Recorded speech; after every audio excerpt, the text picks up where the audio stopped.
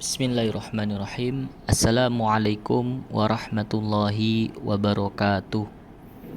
Innal hamdalillahi nahmaduhu wa nasta'inuhu wa nastaghfiruh wa na'udzu billahi min syururi anfusina wa min sayyiati a'malina may yahdihillahu fala mudhillalah wa may yudhlilhu fala hadiyalah.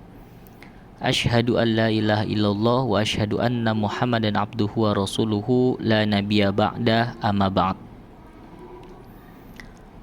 Para jamaah yang saya hormati, pada kesempatan ini saya akan menyampaikan penjelasan singkat tentang ikhlas. Mudah-mudahan di bulan suci Ramadan banyak ikhlas yang bisa kita laksanakan di setiap harinya. Ikhlas bukan hanya dalam hal memberi, tapi juga ikhlas bisa kita mulai pada saat kita beraktivitas, misalnya bekerja, beribadah, ikhlas beramal, dan juga yang lainnya. Dan dari semua jenis ikhlas, yang paling utama dan penting yaitu adalah ikhlas dalam beribadah. Terutama di bulan suci Ramadan ini, banyak sekali ibadah-ibadah yang bisa kita lakukan pada bulan ini. Mulai dari makan sahur, sampai nanti di malam hari kita melaksanakan ibadah sholat tarawih.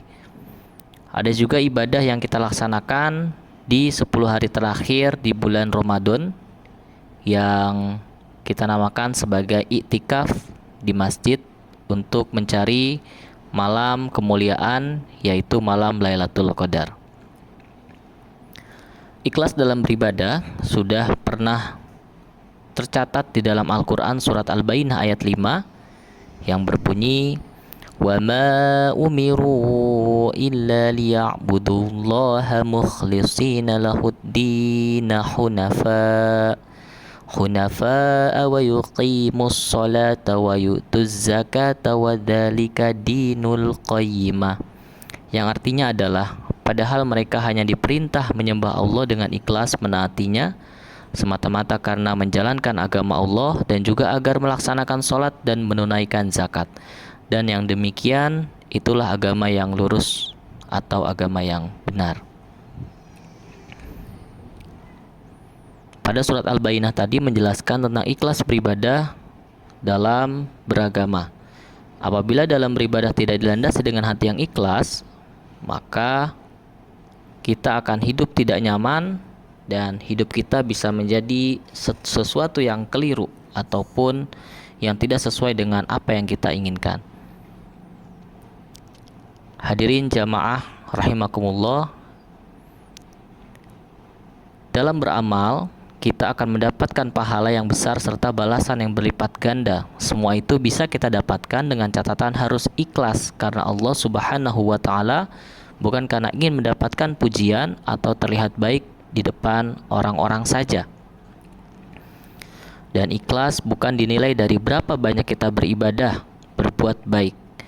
Ikhlas dinilai dari hati, dan yang hanya bisa menilai hanya Allah Subhanahu wa taala. Karena hanya Allah yang bisa mengetahui rahasia hati seseorang. Maka dari itu saat beribadah, berbuat baik harus yakin ikhlas untuk Allah Subhanahu wa taala semata. Dengan mengharapkan ridho dari Allah, maka kita akan mendapatkan pahala serta balasan baik yang tidak terduga dari Allah Subhanahu wa taala. Hadirin rahimakumullah, tidak hanya untuk konteks beribadah saja, namun ikhlas juga bisa diterapkan untuk semua kegiatan. Mulai dari bekerja, sekolah, melakukan kegiatan sehari-hari dan lain-lain. Dan jika kita ikhlas sudah tertanam dalam hati, maka pekerjaan pun menjadi lebih ringan. Sikap ikhlas itu selalu beriringan dengan sabar. Apabila seorang mukmin sedang menghadapi masalah, namun bisa tetap sabar serta ikhlas, Allah akan memberikan mukmin tersebut sesuatu yang membahagiakan. Dari penjelasan tadi, kita bisa simpulkan jika ikhlas dan sabar merupakan perbuatan terpuji dan harus diterapkan oleh kita sebagai umat muslim tentunya. Tetaplah sabar, ikhlas, dan terus berhusnuzon kepada Allah Subhanahu wa taala sehingga Allah akan menaikkan derajat kita semua. Nah, setelah mengetahui arti penting berikhlas tadi, maka dari sekarang kita harus mulai menanamkan rasa ikhlas dalam hati kita mulai dari saat beribadah. Insya Allah, Allah akan melapangkan kita semua, memberikan kita rezeki yang wasi, yang luas. Amin, Allahumma amin. Sekian yang bisa saya sampaikan. Wabillahi taufiq wal hidayah. Apabila ada kesalahan dan kekurangan datangnya dari saya, dan apabila ada yang benar datangnya dari Allah Subhanahu wa taala. Wallahu alam bisawab. Astaghfirukum. Assalamualaikum warahmatullahi wabarakatuh.